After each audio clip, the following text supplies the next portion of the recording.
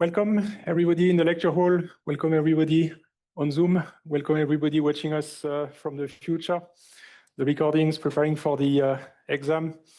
So today we are actually going to start something completely new, which is document stores. Actually, it's the continuation of what we have been seeing in the past weeks, because I scared you a little bit with what happens if you try to use tools that were designed for tables, but you use them on nested and heterogeneous data, then a lot of things start becoming very complicated, both in terms of productivity and performance. And so this is why we have document stores. So let me recap on the context of document stores. You know that, so we covered syntax. You know that the syntax for tables is CSV, right? So for the relational model, CSV is a potential syntax, right? Then we have the relational algebra. We can project, select, join, group, sort, Cartesian product, union, intersection, subtraction, right? So you know everything you can do with tables to turn them into tables. Then we have languages. We have the beautiful SQL language that is absolutely undisputed. Nobody would even try to argue today that there's any other language than SQL for querying tables. This is the de facto standard that everybody agrees on. And we have brushed it up in the first week of the course, and we've seen it again with Spark SQL, which allows you to query data frames. And we've also seen that you can use SQL on top of MapReduce with Hive. I mean, there's plenty of other people that try to bring SQL back to the picture.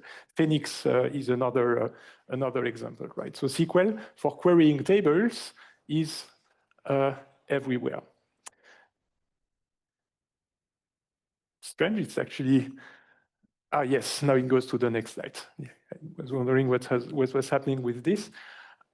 So yes, this stack that I told you about, we are pretty much done as far as tables are concerned. We have the data modeling. We can use data frames, normally not too nested, ideally flat.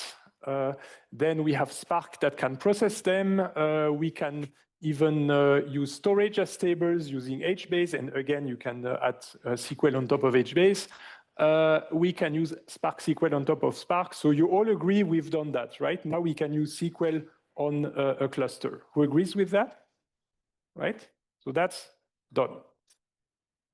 The goal today is to rebuild the same thing, but with XML, JSON, so all the data that is nested and or heterogeneous. We would like to also have the upper layers because we remained at the validation and processing levels. So now we know how to manipulate JSON with Spark. You can use RDDs with JSON.parse and Python notation for looking up objects, right? But we are stuck there at that point with JSON and XML. So before we proceed, an important remark that I already said, but I repeat it. In the beautiful world of relational models and relational tables, the schema is always there. It's given. You cannot use a SQL relational database management system without first creating a schema, and then you put the data. But we'll see that in the case of nested and heterogeneous data, the world of XML and JSON, it's different. Validation is optional. So you could absolutely have imagine something where you do validate it, and now you know that if you validate JSON, if the schema is well behaving, then you get data frames, right? And then you have something that is based on valid data. But you can also bypass validation, do not validate anything. You could have a super heterogeneous collection where all the documents are different, and that also works, right? In the world of XML and JSON, even the query languages like JSONic, they can handle the absence of schema very well. So this is something to keep in mind. That's a major difference between tables and denormalized data. And this optionality of schemas is a very important feature of denormalized data or semi-structured data. Okay? So now, whenever you design a new system, for example, with a new shape, or you have a new idea, ideally, if you had a few $1 billion to spend, you would directly create a native system for your data, right? But in real life, that's not how it happens. The first thing that people try to do is to take an existing system and use it as a physical layer on top of which you implement the new system. Because that way you're reusing existing components and you're just adding your layer on top. So people have tried that. They thought, okay, why don't we use a relational database management system as a physical layer, right? So, and then on top of that, we implement denormalized data, trees, collections of trees. So can we implement collections of trees on top of a relational database management system? And here, I have to insist on something important regarding data independence, because the data independence layer is one level above the database. So it might seem unusual because usually I tell you data independence means we have the logical relational model and the physical storage, that's the files on disk, right? So you're used to hearing that the relational model is the logical model and the files and the bytes on disk are the physical model.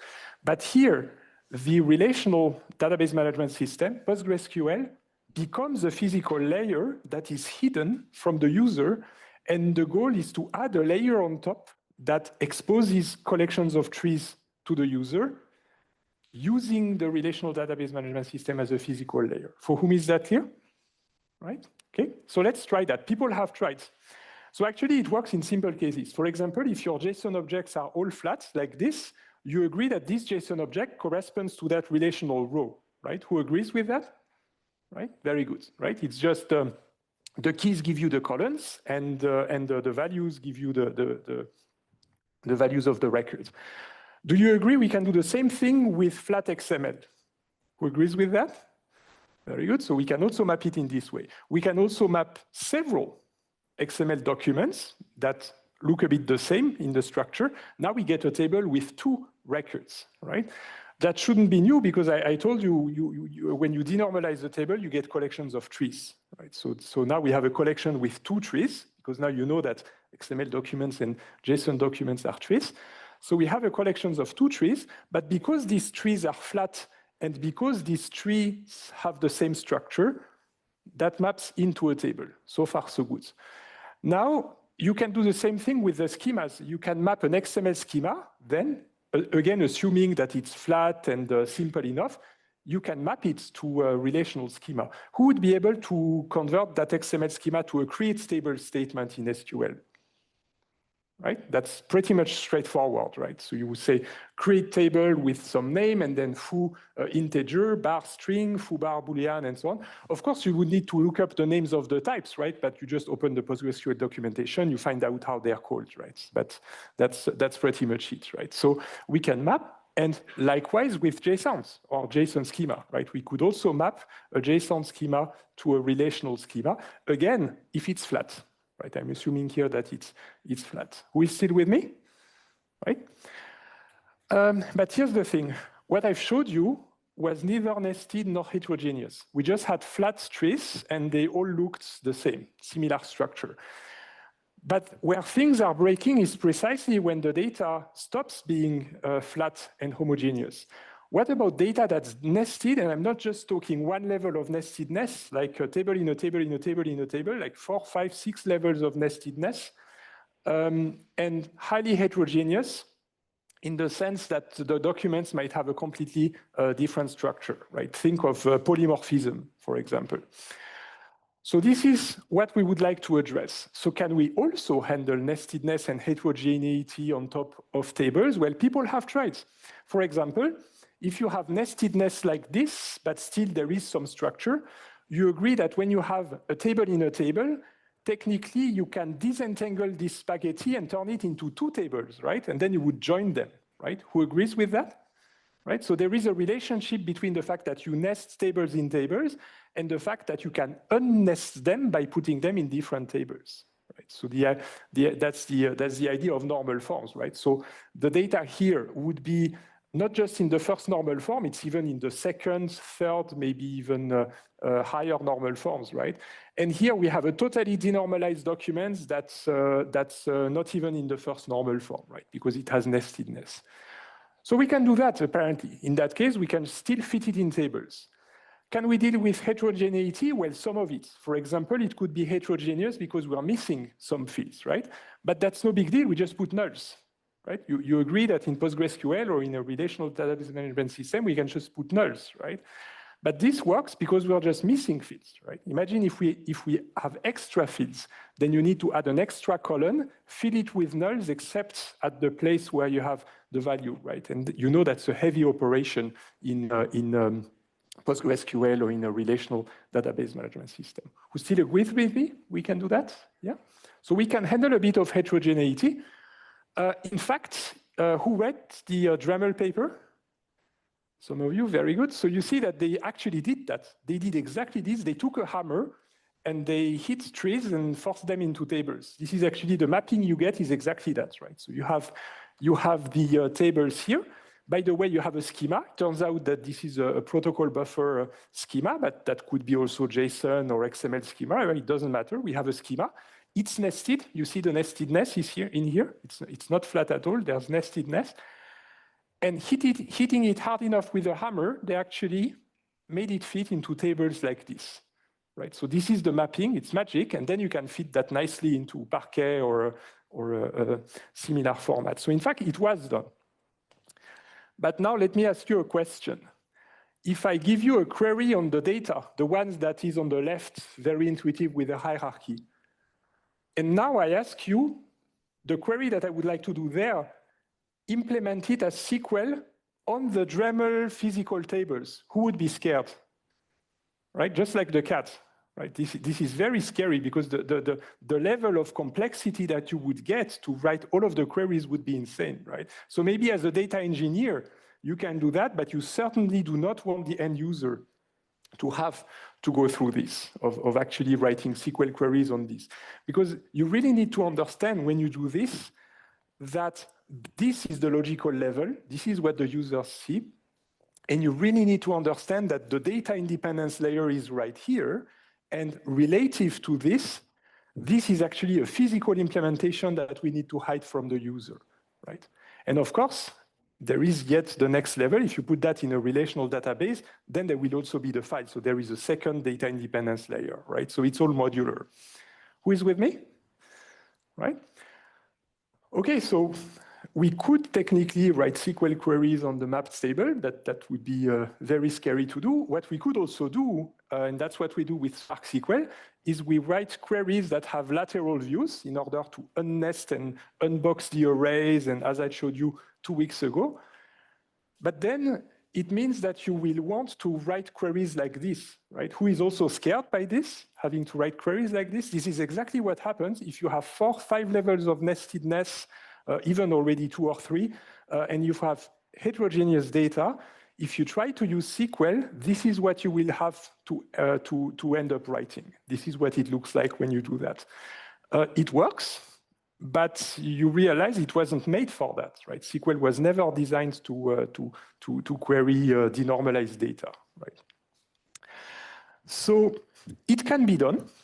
It can be done. But the important thing and the meaning of data independence is that only data engineers should ever have to do this, not the end users, who might not be experts in computer science. They might also come from other fields. You know, you cannot expect the end users to have to do this, right? This is really only for data engineers. And the idea of data independence is, in fact, that the data engineers go through this, the data engineers, but they go through this just once. And you hire plenty of people with advanced knowledge and expertise on this, and you do it just once as a compilation so that the end users no longer need to do it, right? You solve the problem once for everybody else. That is exactly the spirit, right? So, all right, and maybe some of you would actually have to do this, but then you would probably be data engineers implementing a mapping to build a logical layer on top of a physical layer. So far, so good. And that actually brings us to document stores. It's precisely because we have this impedance mismatch trying to fit a square peg into a round hole that people eventually realize that we do need native systems, logical systems for trees. We need native systems that natively handles handle collections of trees. And this is what we call a document store. So a document store is based on collections that can have millions, billions, and probably even today trillions of trees. We call them objects or documents, depending on the context, probably documents more in this context. So billions, trillions of documents that can easily go into the terabyte, petabytes, and maybe even entering the exabyte range today, right? So absolutely gigantic. These documents, so the trees, now you know it's basically JSON XML, right? Of course, there can be others. You could imagine a YAML document store. I actually don't know if anybody ever implemented a YAML document store. Maybe that could be a cool project. But today, if you go to the commercially available document stores, you will see two categories. You will see the XML document stores and you will see the JSON document stores. We'll cover today the JSON document stores, but as you can imagine, they're the same. It's a tree, so it works in exactly the same way. The second thing to understand is that these documents are trees, and very important, and here I'm giving you the mindset. It wasn't obvious 20 years ago. This is really something that emerged as we started developing the systems, is that the scale here is about the number of documents. Billions, trillions of documents, but the documents themselves need to keep a reasonable size. So a lot of systems constrain them to 16 megabytes, for example. You cannot have individual documents more than 16 megabytes. Now you're going to tell me that's yet another order of magnitude, right? But no, you already heard that order of magnitude in HBase. Remember, I told you in HBase, when you put stuff into the cells, the order of magnitude is 10 megabytes for what you put in a cell. Who remembers that? Right? It's exactly the same order of magnitude. 16, 10 is the same thing from an order of magnitude, right? So 10, 16 megabytes for the documents. So imagine in your mind, huge collections of small to medium documents. That's the idea, right? We cannot store collections with gigabyte documents. They have to be small enough. Who is with me? Right, very good. Something else to know is that these document stores are optimized for projection, selection, a bit of aggregation, maybe you can sort a little bit. They're very bad at joins. In fact, they do joins. Usually, at the beginning, they didn't. If you ask them, why don't you implement joins? They would tell you, oh, we can't implement joins because people would use them. And that would be terribly expensive, so they didn't. At some point, they gave in to the pressure and ended up implementing it. That's called lookup, dollar lookup in MongoDB. But they did it, and then in the documentation, they added very big paragraphs with scary alerts that say, avoid using them, you know, do not be very careful if you use it, because that's really not meant to be used to join data. In fact, it makes perfect sense, because what do we do with joins in big data? We pre-compute them. Pre-computing the joins means denormalizing the data. And what do we store in a document store? We store denormalized data. So instead of joining collections in a document store, instead you would nest the tables in the tables, and then you directly query the nested data. Then you don't have to join anything because it's already pre-joined, kind of. All right, who is still with me? Right? So this concept, I repeat it many times, but there is really the idea that normal forms and normalization means the contrary of joining, right? The more you join, the more you denormalize. The more you normalize, the more you remove the joins and have multiple tables. Okay, very good. Now, I said it a bit before, but validation is an afterthought. In a document store, when you populate your collection, you just put documents in there. You don't care if they're valid or not, right? So this is something you can do later, maybe for cleaning up the data, and then you clean it up, and then you introduce a schema and you fix it to match the schema, right? So this is very important. These collections of trees can be totally heterogeneous. Now there's a lot of implementations out there. That's really something that became very popular. It's known as NoSQL, right? So some people thought NoSQL at first was a reaction against SQL, like we don't like SQL because it's not meant for trees.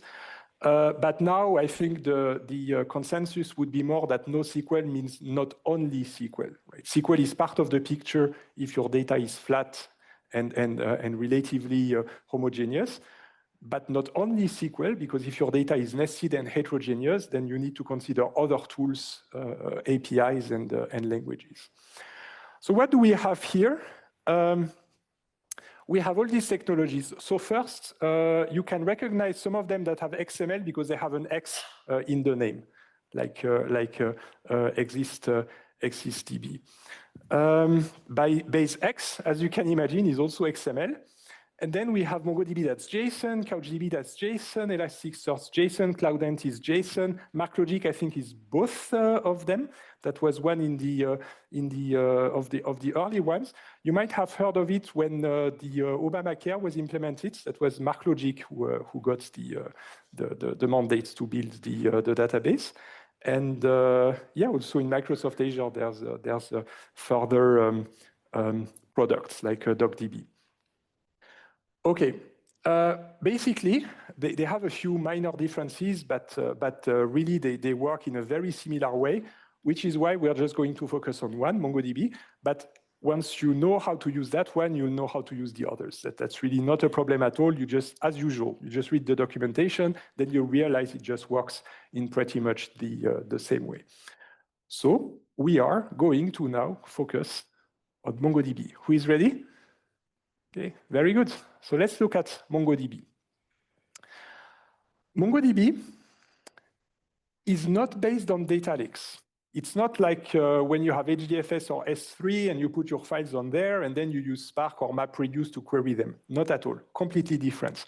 MongoDB, you really need to think of it closer to PostgreSQL in the sense that MongoDB is a data-independent system that shields the user from the files on disk, right? So it does use the disk, of course, it does write the trees to disk, but the user is not supposed to see that, right? So this is why, even though in a lot of the lecture we were on that side, reading from a distributed file system with Spark, Hadoop, also you can do it locally with Python, Pandas, and so on. Today, we are coming back to the light side of the force with good old databases where you ETL your data, you're shielded from the storage and so on. So really think of MongoDB like the same as PostgreSQL, except that it's for collections of trees instead of tables. So this is the first thing. The second thing is that I'm very quickly telling you about the underlying storage, but again, this is something that anyway the user doesn't see, so you don't need to know about that, but it's basically called Bison. They don't actually use JSON, because if they use JSON, as you can imagine, it would be a bit inefficient in terms of space. So instead, they compress it a little bit in a binary format called Bison. So you can see how this object, foo, null, and so on is basically mapped to just sequences of bytes, and it's these sequences of bytes that are stored on disk. If you are interested in knowing more, you can go to bison-spec.org, I think, where they detail how it's done, but you don't need to. I'm just telling you this is how it's done using Bison. And because the data engineers took care of implementing how to parse Bison files and put them into memory as structures and so on, the users of MongoDB don't need to worry about these things, right? Okay. Now, there is something else to know about document stores, is that not all of them have a query language. Some of them, but not all of them. PostgreSQL has a query language, right? SQL. But MongoDB doesn't have a query language. It only has an API to query the data. So you can use the JavaScript API, you can use the Python API, but you are actually writing JavaScript or Python when you use it. And the API just tells you what functions you can call and what they do. But this is important also because JavaScript and Python are imperative languages, right? So they are not functional languages and they are not query languages. Other systems have languages, right? Like there's AQL, JSONic, and so on and so on. So there are languages that we'll take care of next week. And today I'm going to focus on the API of MongoDB, right? And here too, you will probably feel that an API, again, that's good for data engineers, but it's too complex for end users. The end users will usually prefer a query language. Okay, so this API typically is based on the creation, reading, updating, and deleting data. So it's called the CRUD mechanism. In fact, you will not be surprised because HBase was a bit similar, right? You can insert, you can get, you can put, you can delete, and so on, right? So here, it's basically just these primitive operations. I'm going to show to you, especially read, update, delete. Create is just, you just call create collection, and that creates a collection, right? But then it's read, update, delete that are really the interesting ones. All right, so now I have set. This is an API, so don't be scared. I'm going to show you the JavaScript API, but again, you have to know there's also a Python API, and there might be differences between the two APIs in the conventions. You just need to look at the documentation for that. So how does it work in the JavaScript API, so Node.js? You basically have to have some JavaScript objects on which you query, and that basically DB, that's the current database, that would be like a schema, what's called a schema in PostgreSQL, db.scientists. Scientist is the collection, the name of the collection. So of course, if your collection has a different name, then you would put that other name in here. And then you do .find, that's a method, again, it's a method call, .find, either with no parameters or with an empty object, it doesn't matter. This is going to select everything in the collection. So this is like select star from scientists. I will have this little box in here in which I put an equivalent SQL query when that applies. That's only to give you an intuition, right? On the fact that, in fact, selection, projection, and so on, all of that we can do also on the normalized data. So in that case, find is going to query the entire collection. What I left out from my slide is how to iterate, right? So technically, it's an imperative language. So you have a cursor, and then you can iterate document by document and so on. But that's just what you would do in an imperative language. It's like a for loop or a while loop, right? All right, so that I'm leaving out. I'm assuming that you would do this. I'm only focusing on the actual sub-collection that gets returned in here. Okay, so far so good. So this one is just returning the content of the collection. Now, let me move to selection. How do we select? Well, that object that we pass as a parameter to find, in fact, you can put selection criteria in there. So this is selecting all of the documents in the collection that have theory equal to relativity. So it's going to select this one and this one, but it's not going to select these two because they don't have relativity for theory. It's like a select from where theory equals relativity. Who is with me? Right? Okay, so that is a selection.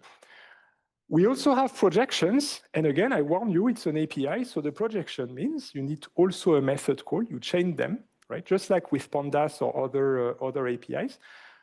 .project, and then you indicate what you would like to project, and the way it is done is you indicate the keys you want, or the fields, actually MongoDB calls them fields. First, one means it's included, and last is also included because you have a one, right? And that is going to only take first and last, and it's leaving the other keys out of the picture, right? Who is with me? Right, very good. So this is a projection. And again, here, to give you an intuition of why the end users should not have to deal with this, is that in order to write this, you need to look up the documentation, figure out that there's a one in here, a zero if you project away, and so on. That is low level in terms of language. This is really something that engineers deal with, but end users shouldn't have to work at that level, right? So you see, in SQL, it's higher level because here you just specify first, last, and that's it. So this is more end user facing. Okay, so this is the project. Now you can also project away, and that is something you don't have in SQL, but in MongoDB you can say, I want all my documents, but I want to remove this specific field or these specific fields, then you just put 0. And in that case, we eliminate theory here and we just keep the rest. That would also work in a heterogeneous environment because then you might have extra keys and so on, but you only remove the ones that you want to remove. The reason it doesn't exist in SQL is that in SQL, you know the schema. So if you want to remove 1 or 2 columns, you just project on the others. And you know the others from the schema, right? So this is why we don't have this in SQL. For whom does that make sense? Right, very good. So that is a NoSQL special, projecting away. Now, we can have conjunctions of predicates if we want multiple filters. So that's basically, that would just be an AND in SQL, in the where clause. The way you do it in MongoDB is that you just add more fields in your query here in the selection predicate. Now you see it's quite interesting that you use a JSON object to express the selection predicate, right? So at first it seems intuitive to do this in this way. But it stops being intuitive the moment you don't want a conjunction, but a disjunction, because then it complexifies a bit. Then you need to use these special keywords that start with $. Then you say, okay, you find either Newton or Einstein in here, and then that's going to select this one and this one. In SQL, that would just be the or instead of n in the where clause. Who is with me? Right? I'm passing by because I think you're computer scientists, so I think we can just go over quickly. You can also experiment, right? You can install MongoDB and play a little bit with this. Comparisons also use these $ things because since it's a JSON object, we cannot just write an expression like we would do in SQL. So in that case, we just add another object, the key of which, again, that's these $ things that are special. So greater than or equal, right? GTE compared to 100. And that's going to select those that are greater than or equal to 100, right? Selects here 500 and 400, but not 30 and 50. The others being LTE, you probably guess lower than or equal, lower than, LT, greater than, equal, and not equal, right? Okay, so that's for the comparisons. Next, you can also have $in, $n in. So $in basically tests whether the value belongs to specific values. In fact, you could also do it with $or, right? That's basically a bit equivalent, right? So here you just select the ones for which university is either ETH, Zurich, or EPFL. N in is the opposite, right? So you see the logic, right? There's a whole documentation with all of these operators, and you just look them up in the documentation, and then you basically learn what they are doing. Okay? Who is still with me? Right? Who thinks I'm too slow? Who thinks I'm too fast? Who thinks it's the right pace? All right, and I'm continuing with the right pace. All right, but so far, a lot of what I've showed you, except for projecting away, is not really expressible in expressible in SQL. So you might think, okay, but what's the big deal of doing this if we just do the same thing as SQL? But you really need to understand that this works even if this is a mess in here. Even if you have all kinds of data with you don't have domain integrity, you don't have relational integrity, you don't have atomic integrity, and that still works, right? It still all defines all of this API to still work if it's heterogeneous. For example, if you filter on theory relativity, it doesn't mind if there's relational integrity. It doesn't care if all the keys are the same everywhere. It's only going to look specifically at the key theory.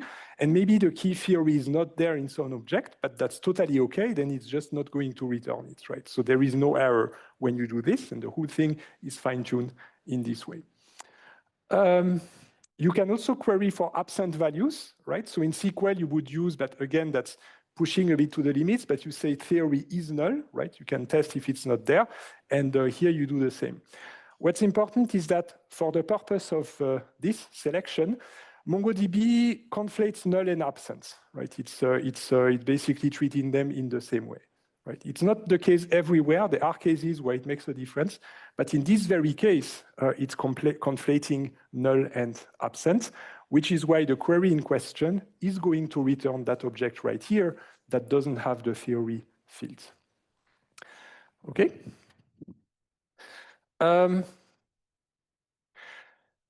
So now we dealt a bit with heterogeneity. What about nestedness? Nestedness means we could have objects in arrays, in arrays, in objects, in arrays, and so on, right? So how do we deal with this? Well, we not surprisingly use dots in the API, and we use it in this way, is that dot is actually a special character. So that's not the key name dot first, that's really the dot, just like the dollar is special. And here you basically say that you have name associated with an object, and in that object there is a field called first, and it must be equal to Albert. That's the case right here, name.first Albert. That's the case here. That's not the case here, so that document would not be returned, right? So this is how you deal with nested objects. The reason I'm showing you that is that many people make that mistake. Yeah. They would be tempted to write a query like this and think that this is going to do the job, but in fact not. When you do this, if you use a value here that is an object, it's going to find exact matches. So if you do this, it's really looking for exactly an object with first Albert. That's not going to return this. It's not going to return that. So you just need to keep that in mind. This, maybe a few people would actually need this, but most people would actually need this. This is when you look up a specific value. Who is with me? Right, so let's continue. All right. Now, what about arrays? So if you have an array and you want to select the documents that contain a specific value in an array, then actually the query is the same. When you have theories, special relativity, for example here, it will not only match the cases where theories is associated with the string special relativity, this will also match the case where theories is an array that contains this, right? So it would basically return this one and not this one, right? And again, you start seeing the complexity of the API, because the only way you can know that is by looking up the documentation, right? That's not something you can just guess or that is intuitive looking at the query. This really is the documentation, and a different document store might handle it in a different way. So this is not standard behavior at all. This is specific to MongoDB. All right, but it shows you one way to deal with nestedness. Now, let's expand a little bit, because so far I actually focused on selection projection. So I have a few slides with the other things you can do, you know, aggregation, sorting, pagination, and so on. So let me quickly show you how it's done. First, if you want to count the number of documents that are returned by a query, you just do dot count. Again, that's a chain of method calls, dot count. That would be the equivalent of a select count star, right, in SQL, and that returns the total number of documents that are returned. Okay, so that's for counting. Sorting and pagination, well, that would be order by limit offset, right? Who is familiar with order by limit offset in SQL? Right, very good. So this is the order by sorts, and the limit offset is for paginating. This is how you display the pages, like 1 to 10, 11 to 20, 21 to 30, and so on, like the Google results, for example, or a search engine. This you do with a chain of function calls. Just in the same way you say sort, then you sort by descending. So again, that you cannot guess. You need to look at the documentation that's descending, birth date. Limit corresponds to 10, skip corresponds to offset. And the projection, again, you chain them. Very important, the order here doesn't matter. You can just chain them in any order you want. This is anyway going to do the same thing. So you really shouldn't see it like a pipeline or anything. You're just chaining everything you want to do in any order, and it's going to reconstruct your intent looking at all of them together. Right? Who is with me? Right? And again, you see how it's an API, because you have all this parenthesis salad in here, where you have to basically make sure you close and open all of that, which is causes a bit of a cognitive load when you write the query. All right. Duplicates, well, you have a distinct function that you can call, and that would be the equivalent of in SQL in that case of a select distinct, right, where you eliminate the duplicates. So that also exists. Now we get to the more scary part. Yes, the more scary part. If you want to go more advanced than that, then it complexifies a little bit. For example, if you want to emulate group by, halving, and so on, you have to move on to a different method that's called aggregate. And that has then a cascade of things that you do. And here the order is actually important. It's a chain. But let me ask you a question. Have you seen that pattern somewhere? What you see on the screen right here. Does it remind you of something? Yes? Yes, it looks like MapReduce, right? And it also looks like Spark, right? It looks exactly like these frameworks that we have studied. And in fact, that's exactly why I'm not going to spend time on that, because we've already seen that, right? Of course, you still need to look at the documentation to understand what to write, but we've seen that, right? The creation, we create a collection. This is a transformation, this is a transformation, this is a transformation, this is a transformation. It's like we have RDDs, right? Of course, they don't call that RDDs, but this is the spirit. We have also the stages. It's also going to implement it in the optimized way that we saw. And then you trigger the action when you call here and get the results. So this works exactly like MapReduce and Spark. So you see now the benefits of having learned MapReduce and Spark is that that would be a walk in the park for you to do, right? There's still the hurdle of reading the documentation and seeing how it's done. But in spirit, it's the same. It's exactly the same, so you already know all of that.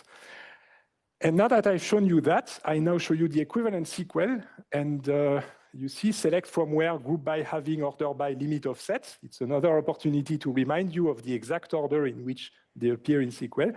But in MongoDB, you have no other choice than to write in the API. You can see it's a more physical level in here as a chain of transformations, right? In fact, that could be seen as the compilation of SQL to some lower level representation in here. Who is with me? Right? Who now gets this feeling that I'm telling to you, who is appreciative of the productivity gain you get with a language compared with an API, looking at this. Right? That's the feeling I would like to give you also here. APIs are very useful. They are especially useful when data engineers build a huge Lego game where they compile things and so on. Then an API is super useful, much more than a query language, in fact. But for the end user, in their Jupyter notebook, the query language is for them more productive. Okay? There is also a special $sign symbol. I already showed you GTE, in, or, and so on. Well, there is one that's called JSON schema. And guess what? Here too, we can reuse what we've learned, because it turns out you can put a JSON schema in there, just like that, and you put it in $JSON schema. That's going to select those objects that are valid, right? So it actually performs validation, and it just filters everything that's valid, it's giving it to you. Everything that's not valid, it's not giving it to you, right? For whom is that clear? Right? So now we are just reusing something we've already learned, right? So once again, that was worth the effort of learning it. You just need to know that, just watching the time so that it doesn't ring while I'm speaking, it doesn't support integer in MongoDB. So you can use all of the types of JSON schema, but not integer. When you want to use the types of MongoDB, and there's actually plenty of types, you have dates, you have binary, and so on, you just need to use bson type instead of type, but pretty much the one thing that you have to change compared to JSON schema, right? So it supports more type than JSON schema. Okay? So it's going to be soon the break. The next slides are about the updates, and then I'll cover the indices after the break. We have during the break, I think, a presentation because they're looking for people for a project of ETH United Nations. Are you already here? The ETH United Nations student group? No, probably they'll come. So if you're interested, you can stay during the break, and they will tell you about some data projects that they have. All right. So I'll see you in the 15 minutes after the break.